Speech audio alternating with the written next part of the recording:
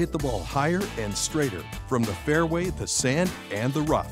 Order the Hybrid Approach Wedge risk-free for only $99. Visit us at hwedge.com. One of the best things you can do over the next 30 days to really improve your game is to actually take a look at your golf bag and make sure you've got the right clubs for the distance gaps that you need to fill.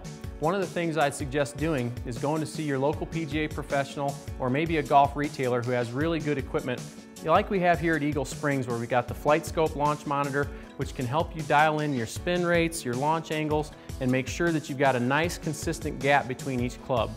You know, one of the things I see a lot, for example, is golfers who carry a 3-wood when they shouldn't carry a 3-wood. So when the swing speed is slower, the 3-wood doesn't have enough loft to the face to create enough carry. And so when your swing speed's a little slower, having a 4-wood or a 5-wood is oftentimes a better option. Another thing we see is that many golfers maybe don't need to carry a full set of 14 clubs. Because the distance gaps are so close together, it makes it confusing and it actually makes it harder to pick the right club. So you might carry 12 clubs or 11 clubs, but that's going to create a better spacing, and so you know you have 8 yards different per club, and that's going to make it a lot easier to make a really confident club selection. You know, one of the things you should really take into consideration when you're fine-tuning your bag is the golf course that you play and what's needed around your course. Does it have a lot of forced carries, or can you roll the ball a lot? For example, I use 3 wedges because I find that that gives me the best ability to get around the course that I play.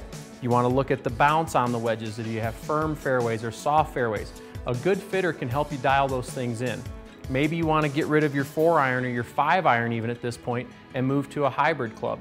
And speaking of hybrids, you got to make sure that you understand not every manufacturer's 4 hybrid or 5 hybrid has the same loft. So using a launch monitor like the Flight Scope, you can dial in the distance gaps without really paying so much attention to the loft on the club. Just make sure that it fills in the gaps that you need.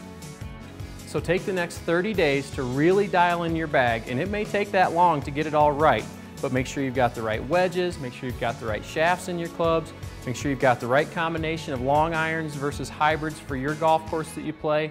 And if you do that over the next 30 days, I guarantee your scores will improve.